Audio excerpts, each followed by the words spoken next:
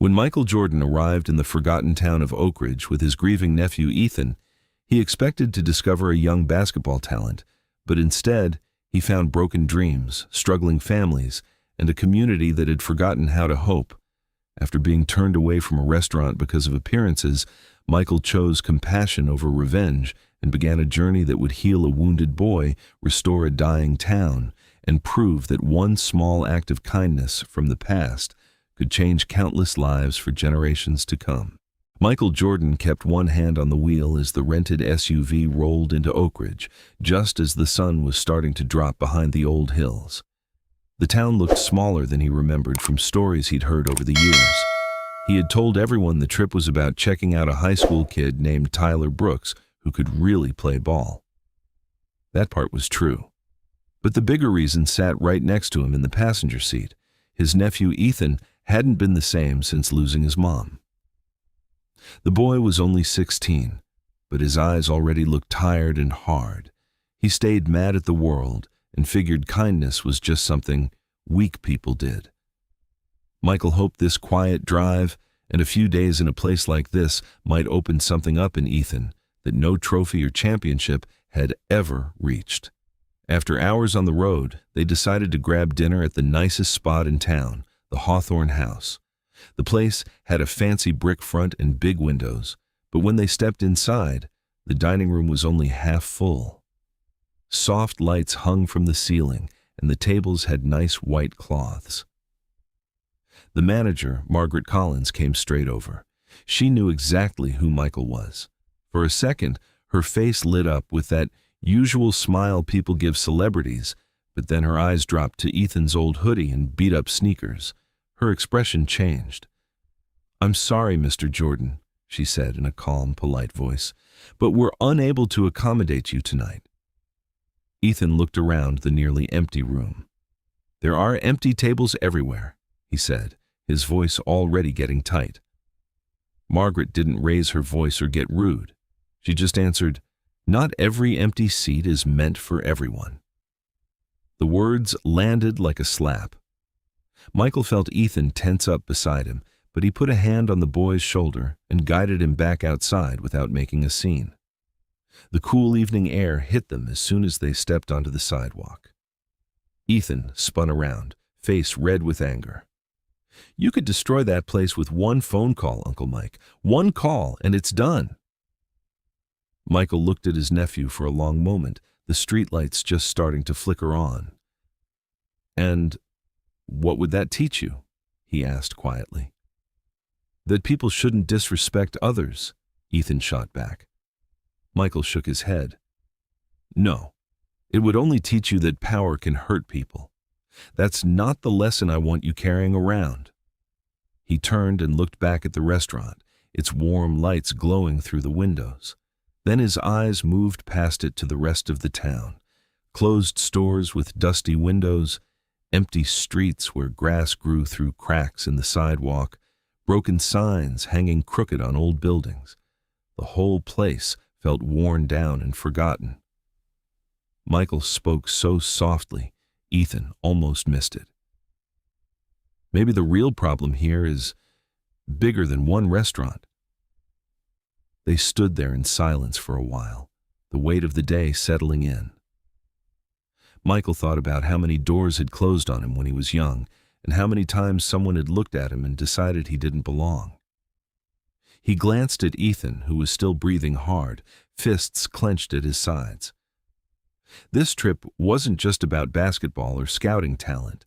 It was about showing a hurting kid that there was more than anger and payback, that sometimes the strongest move wasn't knocking a door down, but finding a way to open a new one. Michael hoped, deep down, that Oak Ridge might still have a few doors left that could swing wide open for both of them. After the cold welcome at the Hawthorne House, Michael and Ethan drove a few blocks in silence until they spotted a small diner with a faded blue sign that simply read, "Grace's." The parking lot had a couple of old trucks and a few cars that had seen better days.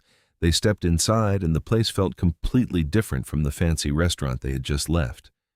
It was simple, with checkered floors, worn vinyl booths, and the smell of fresh coffee and home-cooked food wrapping around them like a warm blanket. The lights were bright, and the walls had pictures of local families and kids playing ball. Right away, Michael felt the difference. This wasn't a place trying to impress anyone. It just felt like home. Grace Miller looked up from behind the counter. She was in her late 60s, with kind eyes and gray hair pulled back in a simple ponytail. She recognized Michael Jordan the second he walked in, but she didn't make a fuss or treat him like a big star. She just smiled like he was any other tired traveler coming off the road. "Seat yourselves, gentlemen," she said warmly. "Around here, everyone gets a seat before they get judged." Those words hit Michael deep. He and Ethan slid into a booth near the window, and for the first time since they left the Hawthorne house, some of the tension in Ethan's shoulders seemed to ease just a little. While they waited for their burgers and fries, Ethan got up to stretch his legs and ended up near the counter. That's when he noticed an old, worn notebook sitting there. Curious, he flipped it open. Inside were hundreds of handwritten notes, page after page of meals paid for in advance. Some entries were from years ago. Grace noticed him looking and came over without being asked. She explained it in the same easy way she had greeted them. "Some people pay for meals they'll never eat," she said softly. "Those meals go to folks who need them. No names, no questions, just a full plate when someone's hungry." Ethan stayed quiet and watched as a tired-looking father in a dirty work jacket walked in. The man kept his head down, but Grace already had a hot plate ready for him. She set it on the counter with a gentle smile. The father started to mumble an apology, his voice cracking like he hated having to accept the help. Grace put her hand on his arm and stopped him right there. "Needing help doesn't make you less valuable, honey," she told him. "It just means you're human, same as the rest of us." The man's eyes got watery for a second before he nodded and took the plate to a corner table. Ethan stood there watching the whole thing, and for the first time since his mom passed, he didn't have anything sharp or angry to say. He just stood there, thinking. Later, when the dinner rush slowed down, Grace came over to their booth with 2 slices of warm apple pie on the house. She sat for a minute and told them about Oak Ridge in that straightforward way of hers. The big factory had closed years ago, she explained. Good jobs disappeared almost overnight. Families packed up and left for bigger cities. Young people grew up watching their parents struggle and slowly stopped believing they could build any kind of real future here. The town was shrinking, and the hope that used to live in it was fading even faster. Grace looked out the window at the quiet street and said, "The worst thing we lost wasn't money. It was hope." Michael sat there letting those words sink in. He remembered times in his own life when people had counted him out, when doors stayed closed and the future looked dark. He glanced over at Ethan, who was staring down at his pie, but listening closely. Something in the boy's face had softened just a bit, like the wall he had built around himself after losing his mom was starting to show the smallest crack. Michael didn't say much, but inside he felt a quiet pull. This little diner and this kind woman were already teaching lessons that no fancy speech or big donation ever could. He hoped Ethan was feeling it too, that small spark of something better than anger. For the first time since they arrived, Michael started to believe this trip to Oak Ridge might end up changing more than just one kid's view of the world. It might help heal a few hearts along the way, including his nephew's. The next morning, Michael woke up early and headed over to the old outdoor basketball court near the high school. The sun was just coming up, painting the cracked asphalt in soft light. He spotted Tyler Brooks right away. The kid was out there alone, dribbling with smooth, quick hands and launching shots that swished through the rusty rim with perfect arc. Tyler had real talent, the kind that could take him places if life gave him half a chance. But when Michael got closer, he noticed the boy's shoes were falling apart, the soles almost worn through and the laces tied in tight knots to keep them from coming undone. It wasn't just the shoes that looked beaten down. Tyler's shoulders carried a heaviness, like the weight of the whole town was pressing on him. His confidence had taken even more hits than his equipment. Michael stood on the sideline watching for a while without saying anything. When Tyler finally took a break, wiping sweat from his face with the bottom of his old t-shirt, Michael walked over and introduced himself. They shot around together for a bit, and the kid's eyes lit up every time the ball left his hands. But Michael could tell something was holding him back. After a few minutes, he asked the question that had been on his mind. "Where do you see yourself after high school, Tyler?" The boy lowered his eyes and stared at the ground, bouncing the ball slowly between his feet. "I don't really think that far ahead," he answered quietly. Michael pressed gently. "Why not?" Tyler shrugged, his voice sounding older than his years. "Some people get to chase dreams. Some people have to survive first." Those simple words hit Michael hard. He saw so much of his younger self in Tyler, the kid who had been cut from the team and told he wasn't good enough. Life had tried to teach him the same lesson back then, that dreams were for other people. Michael felt a deep ache in his chest watching this talented boy already preparing to give up before he even got started. He wanted to tell him that surviving and dreaming didn't have to be enemies, but he knew words alone wouldn't be enough. Tyler needed to feel it. Later that afternoon, Michael learned the rest of the story. Tyler had been secretly working night shifts at a small warehouse on the edge of town to help pay for his grandmother's medicine. She had been sick for a long time, and the bills kept piling up. The boy believed that quitting basketball was the responsible choice, the grown-up thing to do. He couldn't chase a ball when his family needed food on the table and rent paid. Michael sat with that truth for a long time. He began to understand something important. The biggest obstacles weren't always the people who closed doors or the town that was falling apart. Sometimes the heaviest weight came from the beliefs people carried inside themselves, the quiet voices that said, "You're not allowed to want more," or "This is as good as it gets." Michael looked across the court at Tyler packing up his worn-out bag and felt a strong pull to help change that story. He thought about Ethan back at the motel, still carrying his own pain, and about how one closed door could make a person stop believing in open ones. This trip was turning out to be about more than scouting talent or teaching his nephew a lesson. It was about reminding a boy like Tyler that his dreams still mattered, even when life tried to tell him otherwise. Michael made a quiet promise to himself right there on that cracked court.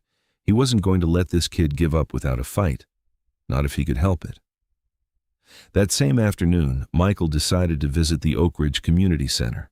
The old building sat at the end of a quiet street, its bricks faded and chipped. When he stepped inside, the place felt even sadder than he expected. Paint was peeling from the walls, the lights flickered, and the heating system made a weak rattling sound that barely pushed any warmth into the rooms. A few kids were playing quietly in the corner, but you could tell the whole place was struggling to stay open. The director pulled Michael aside and told him in a tired voice that they might have to close the doors for good in just a few weeks if they couldn't find the money. Michael's heart sank as he walked through the halls. This was supposed to be a safe place for kids to go after school, a spot where they could feel like they belonged. Now it looked like it was slowly disappearing, just like so many other things in this town. In one of the activity rooms, he met Noah Carter, a small 8-year-old boy sitting by himself at a scratched-up table with crayons scattered around him. Noah was drawing carefully, his tongue poking out the side of his mouth the way kids do when they're concentrating hard. Michael sat down next to him and looked at the picture. It showed the community center with bright colors, but every single child in the drawing was standing outside the building. None of them were inside playing or laughing. Michael felt a lump form in his throat. He pointed gently at the paper and asked, "Why didn't you draw yourself inside, Noah?" The little boy didn't look up right away. He kept coloring for a moment, then said in a small, matter-of-fact voice, "Because grown-ups always say places like this disappear eventually." Those words hit Michael like a punch to the chest. He thought about all the kids who walked through these doors every day looking for somewhere warm and safe, only to hear adults tell them it probably wouldn't last. Noah's simple answer broke something in Michael's heart. He could see the quiet acceptance in the boy's eyes, like he had already learned not to get too attached to good things because they always went away. Michael wanted to tell him that wasn't true, that some things were worth fighting for. But he knew it would take more than words to fix the sadness in this child's heart. Ethan had come along to the center, even though he acted like he didn't want to be there. He stood off to the side at first, arms crossed, watching everything with that same guarded look he'd worn since they arrived in Oak Ridge. But when he saw Noah sitting there looking so small and sad, something shifted in him. For the first time since his own mother died, Ethan stepped forward and chose to help someone else instead of staying wrapped up in his own anger. He walked over to Noah and asked if he wanted to shoot some hoops outside. The little boy looked up, surprised, but nodded shyly. They went out to the small court behind the center, and Ethan started showing Noah how to hold the ball properly. At first it was just simple passes and easy shots, but soon Noah was smiling a little, chasing after the ball and laughing when he missed. Ethan stayed patient, something Michael hadn't seen from him in a long time. Watching them together, Michael felt a quiet hope growing. Maybe this town, with all its broken pieces, was already starting to heal some of the broken places inside his nephew. Ethan was still hurting, still carrying that heavy pain from losing his mom, but here he was, choosing to give a little bit of himself to a kid who needed it. Michael stood back and took it all in. The falling apart community center, Noah's heartbreaking drawing, and now his nephew reaching out. It reminded him that sometimes the smallest acts, like playing ball with a sad child, could matter more than anyone realized. He hoped this moment would stay with Ethan, that it might help him see that helping others wasn't weakness. It was one of the strongest things a person could do. As the sun started to dip lower, Michael made another quiet promise to himself. He wasn't going to let this place disappear without a fight, and he sure wasn't going to let these kids keep believing they had to stand outside looking in. Not if he could do something about it. The following evening, Michael got a quiet knock on his motel room door. When he opened it, a young woman stood there looking nervous, shifting from one foot to the other. It was Emily, the waitress from the Hawthorne house, who had been working the night they were turned away. She asked if they could talk somewhere private. Michael stepped outside with her and they sat on a bench near the parking lot as the sky turned orange. Emily kept her hands in her lap and spoke softly. "I'm really sorry about what happened at the restaurant," she said. "It wasn't right, and I should have said something, but I needed that job." Her voice cracked a little, like the guilt had been weighing on her for days. Michael looked at her kindly and shook his head. "You don't have to carry someone else's mistake, Emily. That was Margaret's choice, not yours." She seemed surprised by how gentle he was. Tears welled up in her eyes as she let out a shaky breath. For the first time in a long while, someone wasn't making her feel small for staying quiet. They sat together for a few minutes while she collected herself, the evening sounds of the town filling the quiet space between them. As they talked more, Emily started opening up about her life. She reached into her bag and pulled out a worn notebook, its pages full of handwriting and little sketches. She told Michael she had always dreamed of opening her own restaurant, not a fancy one like Hawthorne House, but a warm place where young people could learn to cook and serve, and where struggling families could come eat a good meal without feeling ashamed. Her eyes lit up when she described the big tables where neighbors could sit together, the kitchen where kids could try new recipes, and the counter where someone who was having a hard day could always find a free cup of coffee. It was clear this dream had lived inside her for years, but she had kept it hidden, afraid to say it out loud. Michael listened carefully, nodding as she flipped through the pages. When she finished, he asked the question that was hanging in the air. "Why haven't you done it?" Emily smiled, but it was the saddest kind of smile. She closed the notebook gently and looked down. "Some people have resources. I only have ideas." The way she said it broke Michael's heart. Here was a young woman full of heart and good plans, but the town had taught her that ideas weren't enough when you didn't have money or connections. She had watched too many people's dreams quietly die in Oak Ridge. Michael thought for a moment, then spoke from the heart. "Every great thing begins as an idea someone else thought was impossible. He told her a little about his own early days when people laughed at him or told him he wasn't tall enough, wasn't good enough. But he kept going because the idea inside him was stronger than the doubts outside. Emily looked at him, really looked, and for the first time in years, she felt a tiny spark of real hope. Someone important was sitting here telling her that her notebook full of dreams wasn't silly. It was the start of something. They talked a while longer as the stars came out. Michael could see how much this conversation meant to her. The guilt from the restaurant was lifting, and in its place, something new was growing. When Emily finally stood up to leave, she held her notebook a little tighter to her chest. Michael watched her walk away and felt grateful that this trip kept bringing him to people who needed to be reminded they still mattered. He thought about Ethan, about Tyler, about little Noah, and now Emily. Oakridge wasn't just a struggling town. It was full of good hearts that had almost forgotten how to believe in themselves. Michael knew he couldn't fix everything, but he could help a few of them start believing again. And maybe, just maybe, that would be enough to change the whole place. Back at the motel later that night, Ethan couldn't sleep.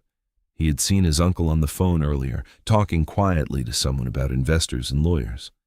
From the hallway, he caught pieces of the conversation, enough to make his blood boil again. Ethan was sure Michael was finally doing what he had suggested, getting ready to hit back at the Hawthorne house. In his mind, that made sense. Someone disrespected them, so now they would make them pay. He waited until Michael ended the call, then walked into the room with his arms crossed tight. "So you're really going to do it," Ethan said, a mix of anger and satisfaction in his voice. "You're going after that restaurant." Michael looked up from his notes and saw the fire in his nephew's eyes. He set the phone down slowly and motioned for Ethan to sit. The boy stayed standing at first, but eventually dropped into the chair across from him. Michael shook his head gently. "I'm not trying to prove Margaret was wrong," he said. Ethan frowned, confused. "Then what are you trying to prove?" he asked, his voice rising a little. Michael leaned forward and looked his nephew straight in the eyes. "That Oakridge was never the problem," he answered. "People just forgot what was possible." Ethan sat there for a long moment, letting the words sink in. He had expected revenge, some big show of power that would make him feel better about the way they had been treated. But his uncle was talking about something deeper, something that didn't involve tearing anyone down. Michael explained that he had been reaching out to people who could help quietly, not to destroy the restaurant, but to support the town in a real way. He wanted to help fix the community center, give Tyler a real chance, and maybe even give Emily the opportunity to open the kind of place she dreamed about. It wasn't about winning or getting even. It was about showing the people here that they still had power inside themselves. The conversation went late into the night. Michael told Ethan about his own life, how winning games was never just about beating the other team. It was about becoming better than you were yesterday. He said real victory wasn't loud or flashy. Sometimes it looked like giving people the tools so they could rebuild their own lives. Ethan listened more carefully than he had in months. Part of him still wanted that quick revenge, the kind that felt good in the moment.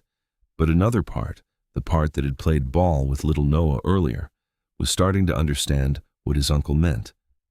Michael decided right then that whatever he did for Oakridge would stay low-key. He didn't want to show up as the big celebrity dropping money and leaving. He didn't want to be seen as the hero who saved the day. Instead, he wanted to be the guy who helped people remember they could save themselves. He would work behind the scenes, connecting folks with resources, encouraging them to use their own ideas and strengths. That was his second game now, not the one on the court, but the one that mattered long after the final buzzer. As they finally turned in for the night, Ethan lay in bed staring at the ceiling. For the first time, he started to see his uncle's plan differently. It wasn't weakness. It was something stronger, something that might actually last. He thought about his mom and how she always helped people even when she was struggling herself.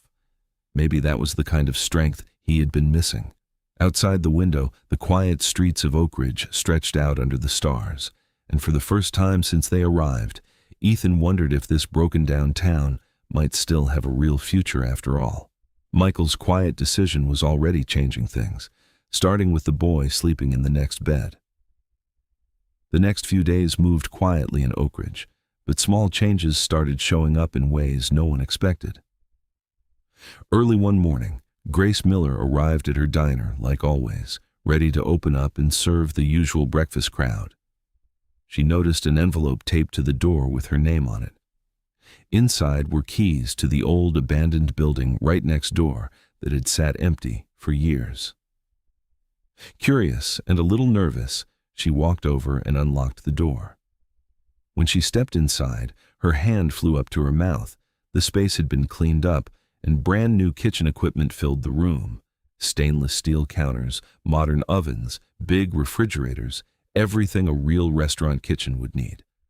A simple note sat on the main counter in neat handwriting. It read, "Build the place you always dreamed of." Grace stood there alone in the morning light, tears running down her cheeks. She thought about all the meals she had quietly paid for over the years, all the times she told herself her ideas were too big for a town like this. Now, someone had given her the chance to turn that old notebook full of hopes into something real. She cried hard, the kind of tears that come when years of carrying a quiet dream suddenly feel lighter.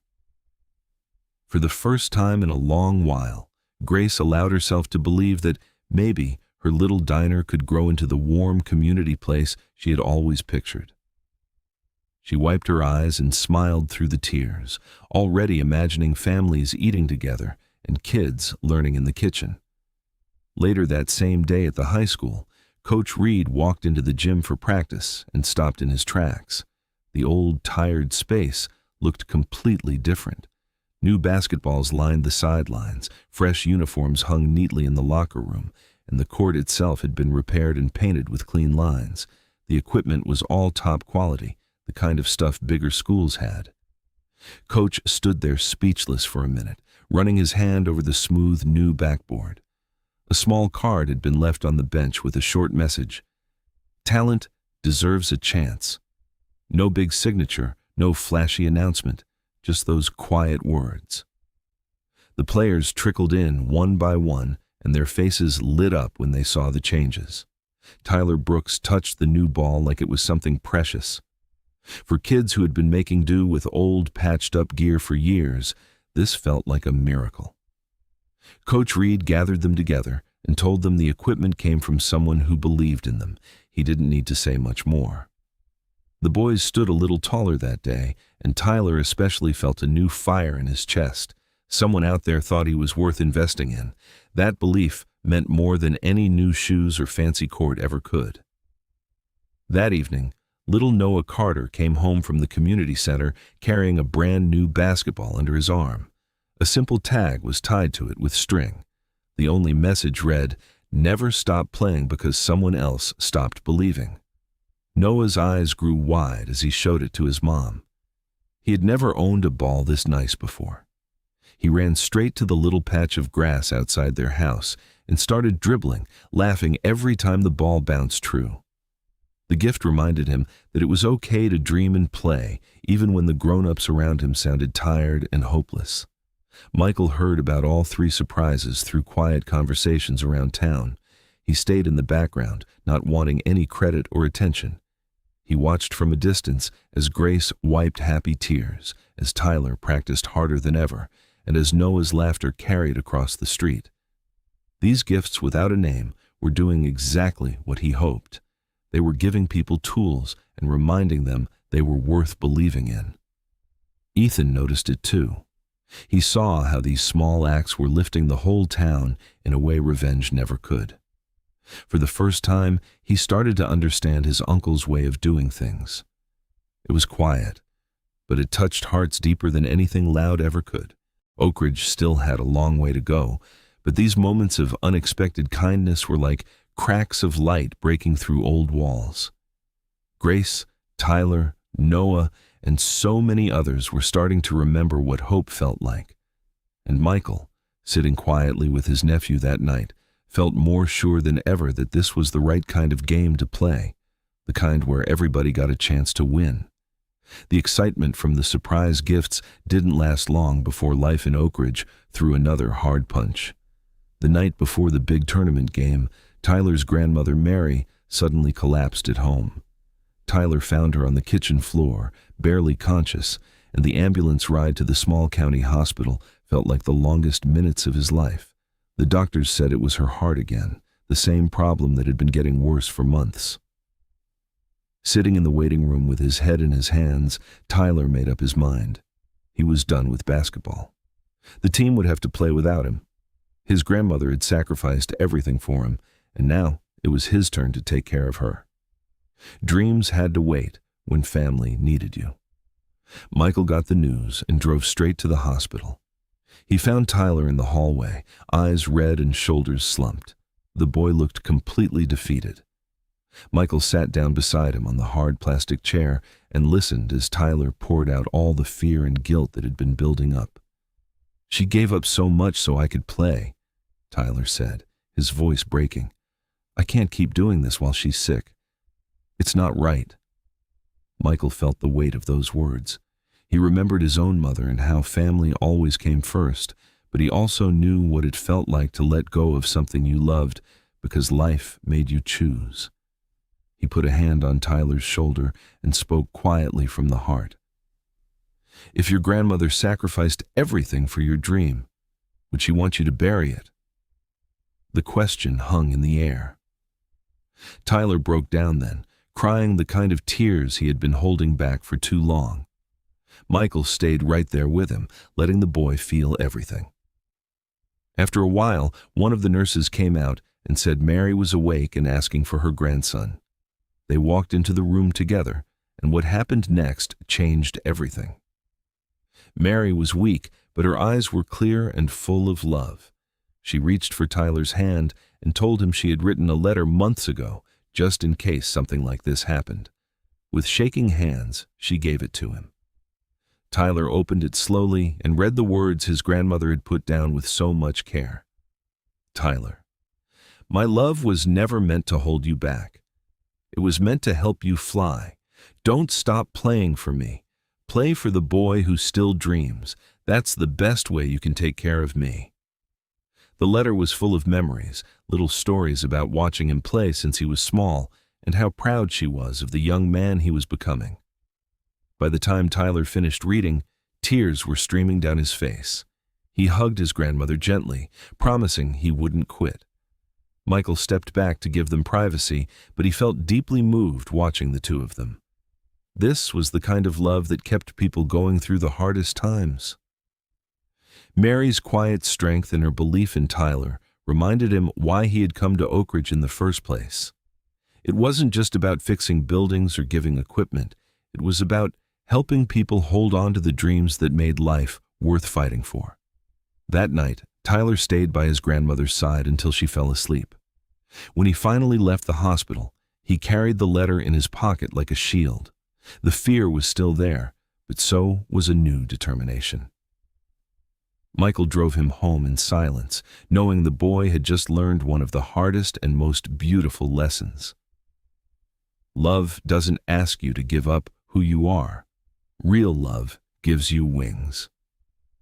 As they pulled up to the house, Tyler looked over at Michael and said, "Thank you," in a voice that sounded stronger already. The whole town seemed to breathe a little easier the next morning when word spread that Tyler would still play. His grandmother's secret letter had done more than save one game.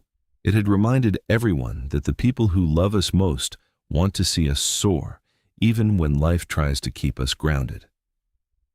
Michael watched Tyler head back to practice with new fire in his steps and felt grateful for the kind of quiet miracles that happen in hospital rooms and old handwritten letters.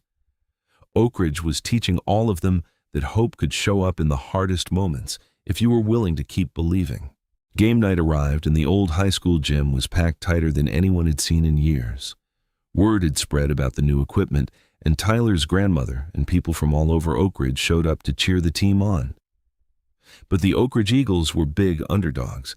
They were facing the defending champions from a much larger school across the county, a team with taller players, better funding, and a reputation for running opponents off the court early. Most folks in the stands didn't expect the Eagles to win. Some came just to show support for the boys who had been through so much. Others came because they needed to believe in something again, even if it was only for one night. Tyler stood in the locker room before tip-off, his grandmother's letter folded carefully in his jersey. His hands were shaking a little, but not from fear the way they used to. He looked at his teammates and realized this wasn't just his fight anymore. When the game started, the other team came out strong, hitting shots and pushing the Eagles around. The score got away from them fast in the first quarter. The crowd grew quiet, the way it does when hope starts slipping. But Tyler didn't try to do everything himself like he might have before. Instead of forcing shots and playing the hero, he began passing more, calling out plays and encouraging the guys around him. He trusted his teammates in a way he never had. Little by little, the game started to change. A kid who barely played all season hit a big three-pointer after Tyler set him up perfectly. Another boy stole the ball and finished with a layup because Tyler called out the screen. The team started moving together, playing with heart instead of just talent. The gym got louder with every basket. Parents who hadn't cheered in years were standing and shouting.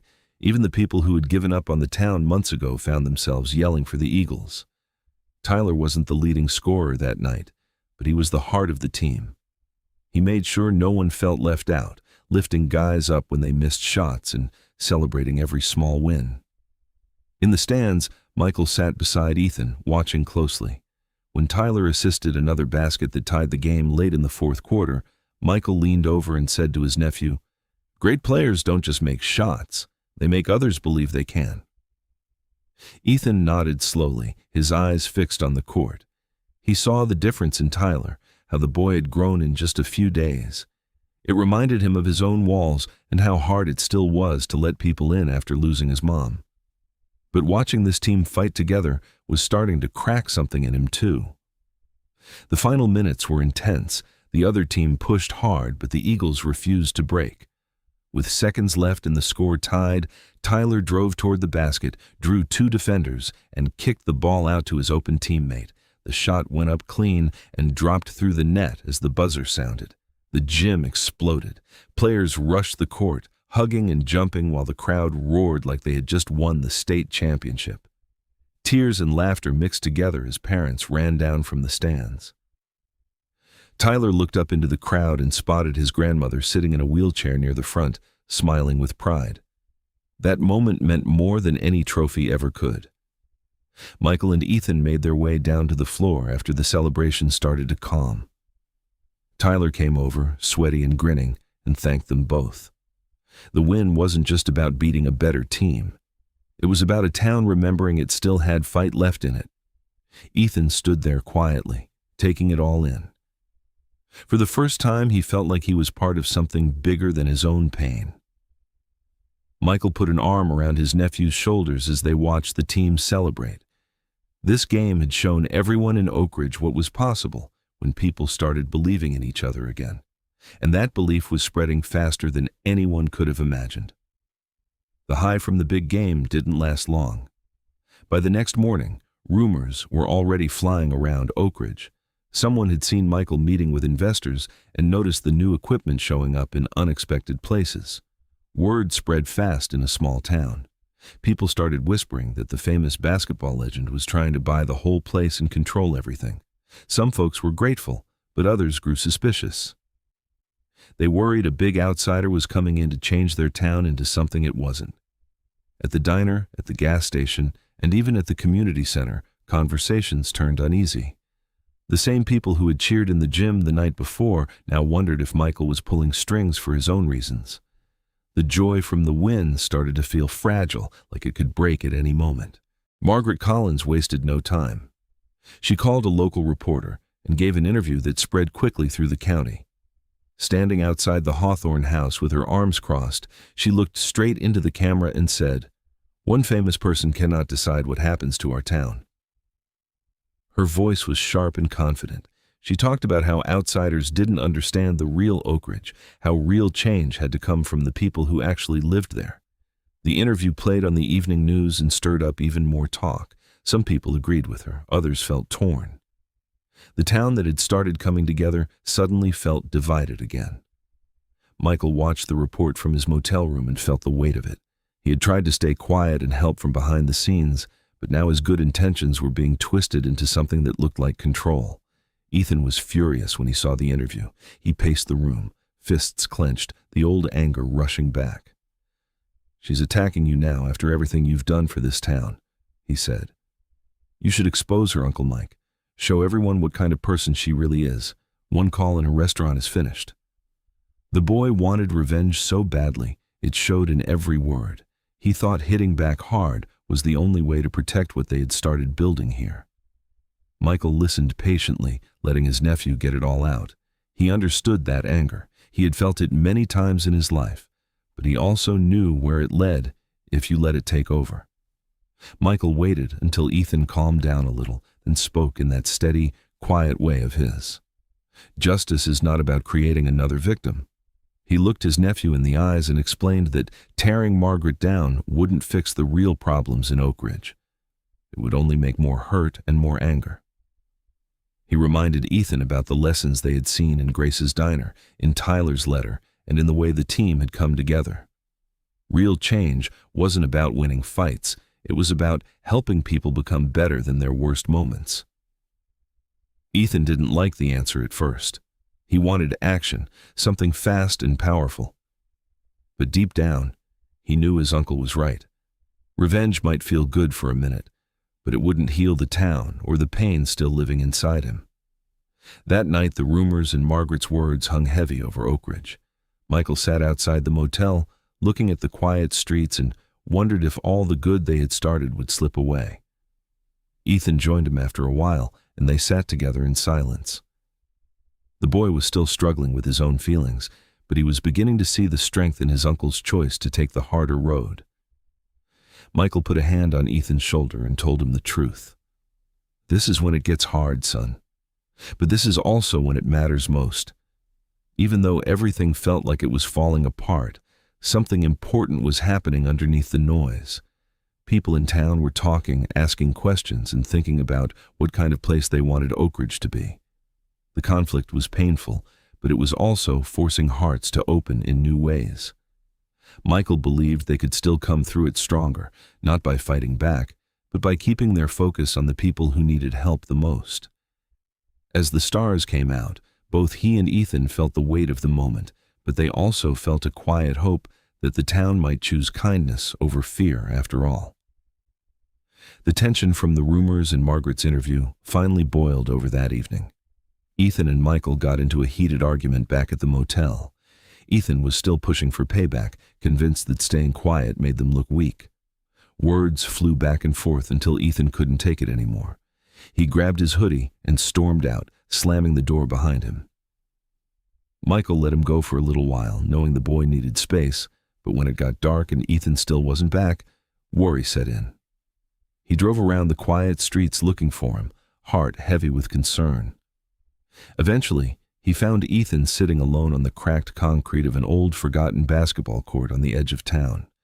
The rim had no net, and the lines were barely visible, but Ethan was just sitting there on the ground, knees pulled up to his chest. Michael parked the car and walked over slowly. He sat down beside his nephew without saying anything at first, letting the cool night air settle around them. After a long silence, Ethan's shoulders started to shake. The tough front he had kept up for so long finally cracked. In a voice barely above a whisper, he admitted the truth he had been running from. "I wasn't angry because of that restaurant," he said, tears falling freely now. "I was angry because I never accepted losing Mom." The words poured out like they had been locked away for too long. He talked about the day she died, how he had pushed everyone away instead of letting himself feel the pain. Anger had felt safer than sadness. It gave him something to hold on to when everything else fell apart. Michael listened with his heart breaking, finally understanding the depth of his nephew's hurt. All this time, the restaurant incident had just been the thing that brought everything else to the surface. Michael put his arm around Ethan and pulled him close, the way he wished he could have done more in the months after the loss. He didn't try to fix it with quick advice. He just let the boy cry and talk until there was nothing left to say. The old basketball court, empty and quiet under the stars, became the place where Ethan finally let go of the heavy weight he had been carrying alone. For the first time since his mother's death, he felt truly seen. Not as the angry kid, but as the grieving son who didn't know how to move forward. Michael's presence beside him in that moment meant more than any words could. After the tears slowed, Michael spoke gently, his voice full of love and hard-earned wisdom. Pain can make us build walls, Ethan, but walls keep good things out too. He told his nephew about his own struggles after tough losses in life and in his career, how easy it was to shut people out when you're hurting. He explained that real strength wasn't pretending the pain wasn't there. It was learning to feel it and still let people in. Ethan listened closely, wiping his face with his sleeve. The words landed deep because they came from someone he trusted. For the first time, he started to see that letting the walls down didn't make him weak. It might actually let some light back into his life. They sat together on that old court for a long time, talking about memories of Ethan's mom and the good times they all shared. Michael reminded him that his mother would be proud of the young man he was becoming, especially the way he had started helping Noah and opening up to the people in Oak Ridge. The argument that started the night had turned into something healing. When they finally stood up to head back to the motel, Ethan looked lighter, like a heavy burden had been lifted off his shoulders. Michael drove home slowly, glancing over at his nephew, who was quiet but no longer closed off. This was the real turning point of their trip, the moment when Ethan started to heal on the inside. The town's struggles had brought them here, but it was the pain they faced together that was beginning to bring them closer. As they pulled into the motel parking lot, Michael felt grateful for the hard conversations and the quiet basketball court that had become a place of breakthrough. Oak Ridge wasn't just changing the town, it was changing them too, one honest night at a time. Just when it felt like things were starting to turn around, a massive storm rolled through Oak Ridge in the middle of the night. Rain came down in sheets, thunder shook the windows, and strong winds tore at everything in their path. Michael and Ethan woke up to the sound of alarms and worried voices outside. By morning, the damage was clear. The community center had taken the worst hit. Part of the roof was torn away, water had flooded the main rooms, and years of progress seemed ruined in just a few hours. When Michael arrived at the building, his heart sank. The new supplies they had brought in were soaked, walls were stained, and the place looked worse than it had before all the help started. It felt like everything they had worked for was slipping away again. The director stood outside looking defeated, saying it might be time to give up. But something beautiful happened as the sun came up and the rain finally stopped. People started showing up, one by one at first, then in bigger numbers. Workers from the diner, students who had just played in the big game, families who hadn't been involved in anything for years. They all came carrying tools, buckets, mops, and whatever they could find. Neighbors who had barely spoken to each other in months stood side by side, passing boards and clearing debris. Grace brought food from her diner for everyone. Tyler and his teammates showed up in their new uniforms, ready to work instead of practice.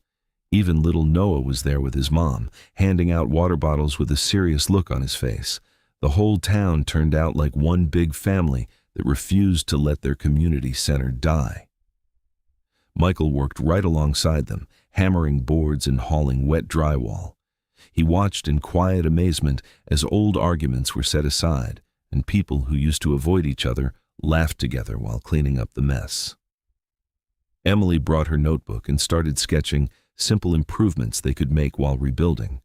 Margaret's words from the news seemed forgotten in this moment. No one was talking about control or outsiders anymore. They were just helping each other because this place mattered to all of them. Ethan worked hard too, staying close to Noah and making sure the little boy felt useful. The sight of the whole town coming together moved Michael more than any championship crowd ever had. As the day went on and the center slowly started looking like a building again instead of a disaster, Michael stepped back for a minute to take it all in. He realized something important standing there in the mud with his hands dirty. He didn't save Oak Ridge. Oak Ridge saved itself. All he had done was help remind people of what they were capable of when they worked together. The real strength had been here the whole time, in the hearts of the people who called this town home. They just needed a reason to believe again. By the time the sun started going down, more progress had been made than anyone expected. The roof had a temporary cover, the floors were drying, and the walls had new life in them. People hugged and shared stories as they packed up for the night. There were tired smiles and dirty hands everywhere, but the spirit in the air felt stronger than it had in years. Michael looked around at all the faces and felt a deep sense of pride, not in himself, but in this town that refused to stay broken. Ethan walked over and stood next to him as the last few people headed home. "They really did it," he said softly. Michael nodded and put his arm around his nephew. This storm had tried to tear things down, but instead it brought everyone closer. The town that had almost lost hope had found it again, not because of one famous person, but because they chose to show up for each other. That night, as Michael and Ethan drove back to the motel, they both felt changed. Oak Ridge wasn't just surviving anymore. It was starting to thrive, one helping hand at a time. A few days after the storm cleanup, Michael went to visit Tyler's grandmother Mary at her house. She was resting in her favorite chair by the window, looking tired but happy to have company. They talked about the game and how the town was coming together. Then Mary asked Tyler to bring her an old photo album from the shelf. She flipped through the pages slowly until she found what she was looking for. She held up a faded picture and looked at Michael with a soft smile. "I thought it was you," she said quietly. "I recognized you the first time Tyler mentioned your name." Michael leaned in closer and realized the young man in the old photo was him, decades younger, standing in front of a familiar house right here in Oak Ridge. Mary told him the story he had almost forgotten. When Michael was a teenager, long before anyone knew his name, his car had broken down on a back road just outside of town. It was late, and he had no money for a tow or a motel. Mary's family had taken him in without hesitation. They fed him a warm meal at their kitchen table, helped repair his car with whatever parts they could find, and gave him a safe place to sleep for the night. A young Mary had been the one who brought him extra blankets and made sure he was comfortable.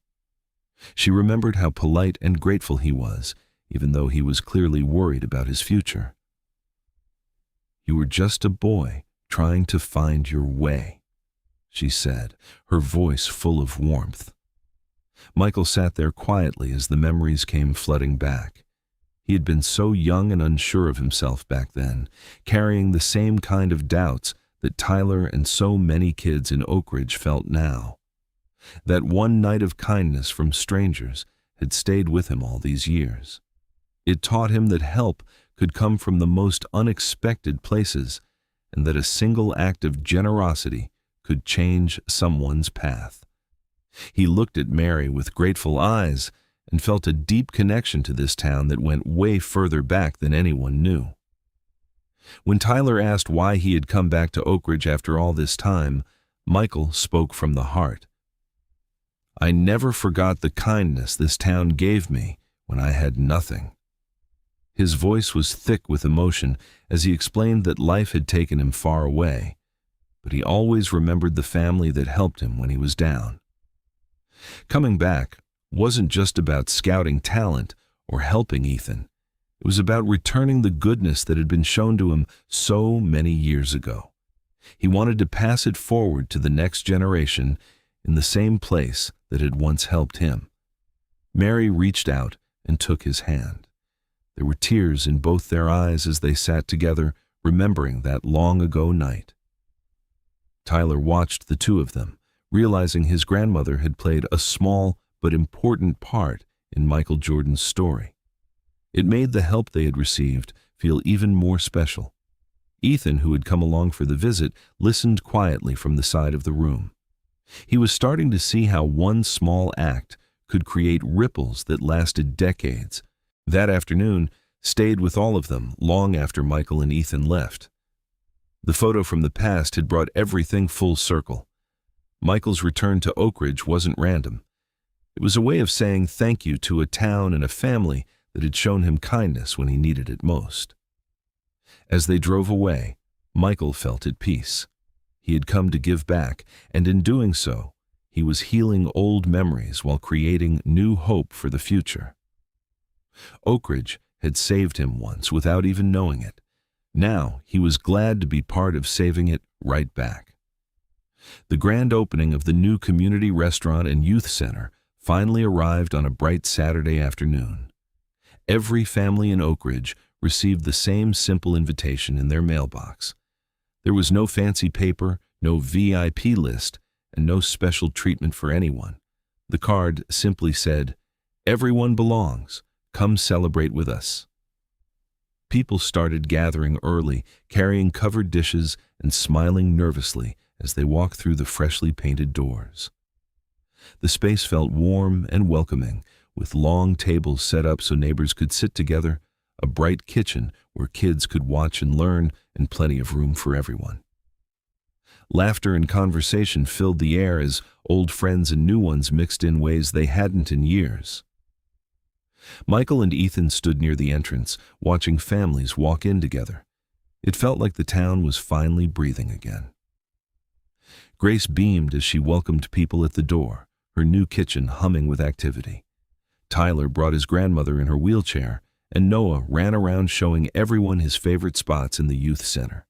The whole place smelled like home-cooked food and fresh beginnings. There were no speeches about who deserved credit, just good food, music, and the simple joy of being together. For many families, it was the first time in a long while they felt like they truly belonged somewhere. Ethan helped serve plates, smiling more easily than he had in months. The invitation had worked its magic. Everyone was included, no one left out. Then Margaret Collins walked up slowly, looking unsure of herself. Her own restaurant had closed after all the changes in town, and she hadn't received an invitation. She stood at the edge of the crowd, watching everyone celebrate. Just when she started to turn away, Emily came out and gently touched her arm. In her hand was one of the simple invitations. Margaret's eyes filled with surprise and emotion. Emily handed it to her with a kind smile and said softly, "We cannot build a better future by repeating the past." The words were spoken without anger or blame, just honest hope for something better.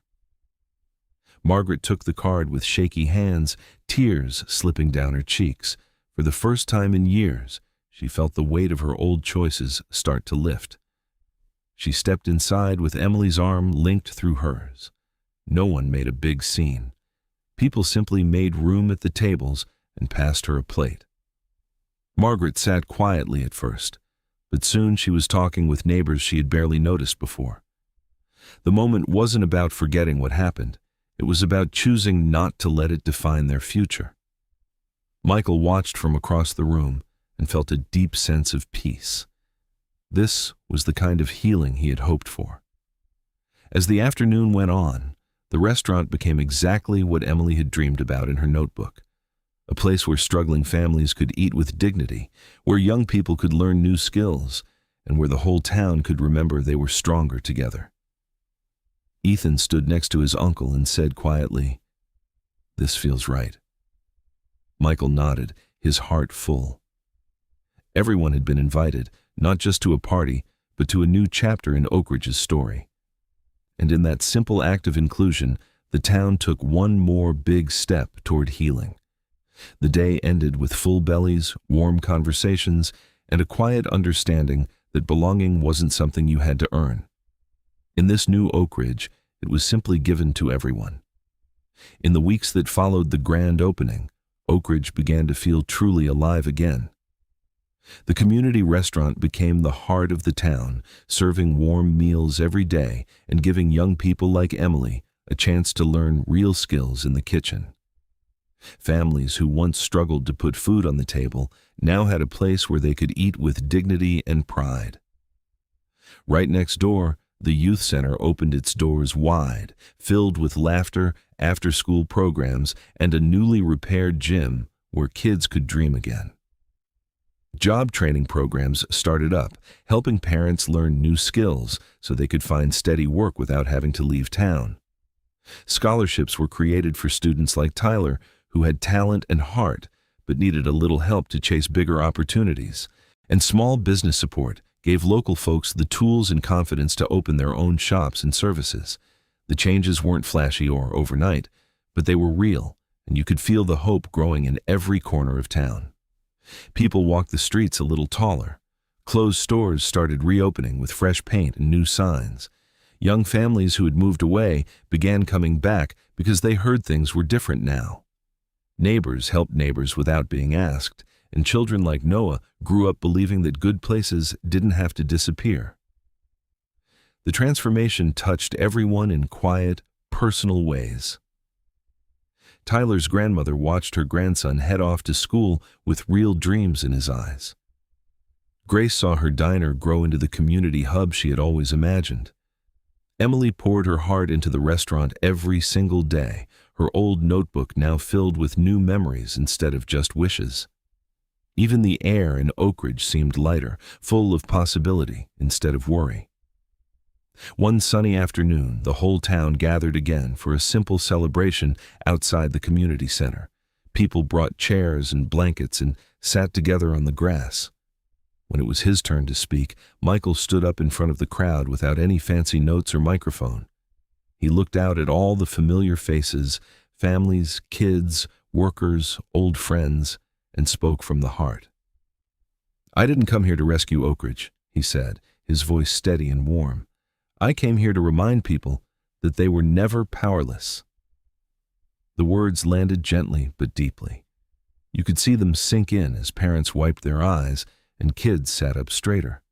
Michael continued, talking about how the real strength had always been in this town, in the people who showed up after the storm, in the way they opened their doors and their hearts.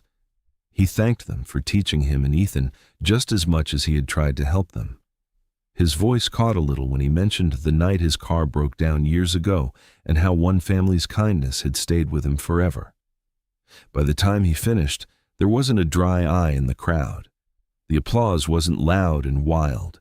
It was warm, grateful, and full of love.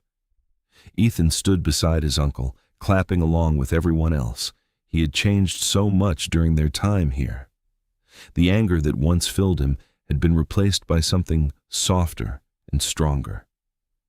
As the celebration continued with music and shared food, Michael looked around and felt a deep, quiet joy. This wasn't his victory. It belonged to every person who had chosen to believe again.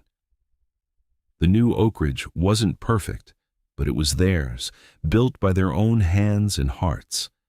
And that made it more beautiful than anything he could have planned. That evening, as the sun set over the town, families walked home together talking about their plans for tomorrow. The lights stayed on later in the community restaurant, and laughter carried down the streets. Oak Ridge had found its way back, not because one man saved it, but because its people remembered they had the power to save themselves all along. Michael and Ethan stood watching it all, grateful to have been part of the journey. The town was new again, full of hope, and ready for whatever came next. A couple of weeks after the big celebration, Margaret Collins asked if she could speak at one of the community gatherings. The room was full when she stood up in front of everyone. She looked nervous, her hands trembling slightly as she held a small piece of paper. For a moment, she just stood there, gathering her courage. Then she spoke clearly, her voice carrying through the quiet space. "I want to apologize publicly for what I did," she began. "I thought a place became valuable by deciding who belonged there. I was wrong." The words hung in the air. You could feel the weight of them. Margaret's eyes were watery as she continued, admitting that fear and pride had made her close doors that should have stayed open. She talked about watching the town come together and realizing she had missed out on being part of something good. By the time she finished, the room was completely silent for a few seconds. Then gentle applause started. It wasn't loud cheering, but it was real and forgiving. People nodded, some wiped tears, and a few even came up to hug her afterward. Margaret looked lighter, like she had finally set down a heavy burden she had carried for too long. Michael sat in the back listening carefully. When it was his turn to respond, he walked up slowly and stood beside her. He didn't try to erase the past or pretend it didn't hurt. Instead, he looked at Margaret with kind eyes and spoke in that calm, honest way of his. "A second chance doesn't remove what happened," he said gently. "It proves people can become better than their worst moment." The words touched everyone in the room.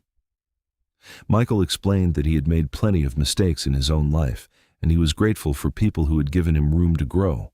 He told Margaret that the town wasn't asking her to be perfect, just to be part of the new Oak Ridge they were building together. He offered her a role helping with the small business support program, a chance to use her experience to help others instead of keeping them out. Margaret nodded through her tears and accepted. In that moment, something powerful happened in the room. People saw that forgiveness wasn't about forgetting. It was about choosing to move forward with open hearts. Ethan watched the whole exchange closely.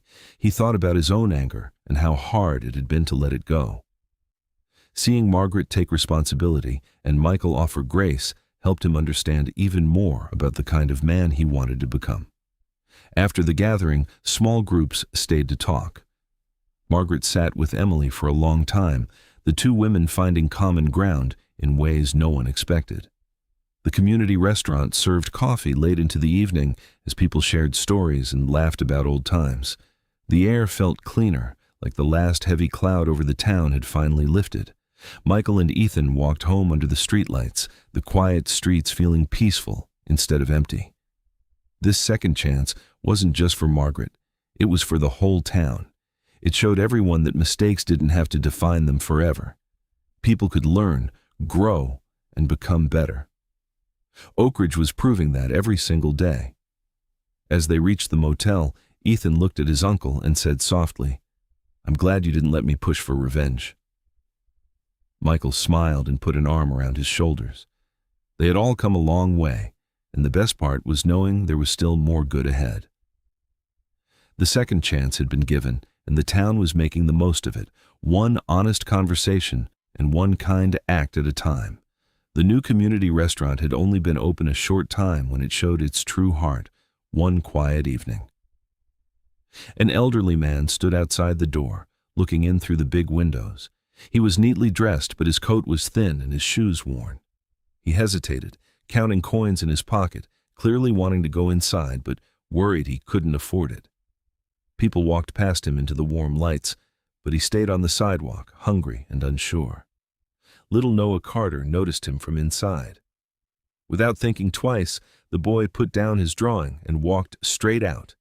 He looked up at the old man with kind eyes and said gently, "You don't have to stand outside." Then he took the man's hand and let him in. The man's eyes filled with tears as Noah brought him to a table and told the server it was okay. That simple moment touched everyone who saw it. The restaurant wasn't just about food anymore. It was about making sure no one felt alone or unworthy. Later that same week, Tyler's grandmother Mary asked Michael to come by her house. She had something special for him. When he arrived, she handed him the old jacket her father had given him on that long-ago night when his car broke down. It had been kept safe all these years. Michael held the worn fabric carefully, memories flooding back of the kindness that had meant everything to a scared teenager. He was deeply moved. The next day, he brought the jacket to the community center and hung it on a special wall with a simple message underneath: "One act of kindness can travel farther than we ever imagine." People stopped to read it every day, Kids asked their parents about the story, and the jacket became a quiet symbol of how small good deeds could change lives years later. Michael hoped every person who saw it would remember to pass kindness forward. One busy afternoon at the restaurant, Ethan did something that showed how much he had grown. He walked up to the counter and quietly paid for 23 meals in advance. When Michael noticed and asked him why 23, Ethan smiled, a real, peaceful smile his uncle hadn't seen in a very long time. "Because today, I finally understand what you were trying to teach me." The number 23 was the age his mother had been when she had him. Paying for those meals was his way of honoring her memory and the lessons she had taught him about helping others. He wasn't angry anymore. The walls he had built were coming down, and in their place was a new willingness to be kind and open. Michael felt his heart swell with pride and love as he hugged his nephew tight. That evening, the restaurant was full of life. The old man Noah had helped was back, this time sitting with friends and laughing. Families shared tables, kids ran around happily, and the spirit of the place felt warm and complete. Ethan sat with Michael, watching it all with calm eyes. The trip that started with pain and a closed door had brought them to this moment of healing and understanding. As they walked out into the cool night air, Michael looked back at the glowing windows of the restaurant. Everything they had been through, the arguments, the storm, the apologies, the quiet gifts, had led to nights like this. Nights where an old man didn't have to stand outside, where a jacket from the past reminded everyone of hope, and where a hurting boy finally found peace by giving to others. Oakridge had given them all a precious gift, and they had given it right back. The first meal had become many, and the kindness kept spreading, meal by meal and heart by heart. 1 year later, Oakridge looked like a different town. The streets were cleaner, the shops were open, and there was a quiet energy of hope in the air that visitors could feel right away. Tyler Brooks had earned a full college scholarship and was getting ready to leave for school in the fall, his grandmother watching with proud tears in her eyes. Emily was now running the community restaurant program, teaching young people new skills every day and making sure no family in town ever had to worry about a warm meal. Little Noah, who once drew pictures of kids standing outside, had become a gentle mentor for the younger children at the youth center, showing them they belonged and encouraging them to dream. The changes were real and deep. Families stayed in Oakridge instead of leaving. Kids laughed louder. Neighbors looked out for one another. The town had not only survived, but had grown into something stronger and kinder than before. Margaret Collins had changed too. She now worked at the front of the community restaurant, greeting people with a warm smile that felt genuine. One busy evening, a nervous young woman walked in, clearly new in town and unsure if she would be welcome. Margaret didn't hesitate. She smiled kindly and said, "Come inside. We'll find a place for you." The woman's shoulders relaxed as Margaret led her to a table and made sure she felt at home. It was a small moment, but it meant everything. Margaret had learned that a place became truly valuable when it opened its doors wide instead of closing them.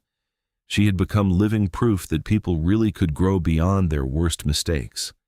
As the sun began to set that evening, Michael and Ethan stood outside the restaurant, watching the golden light pour through the big windows.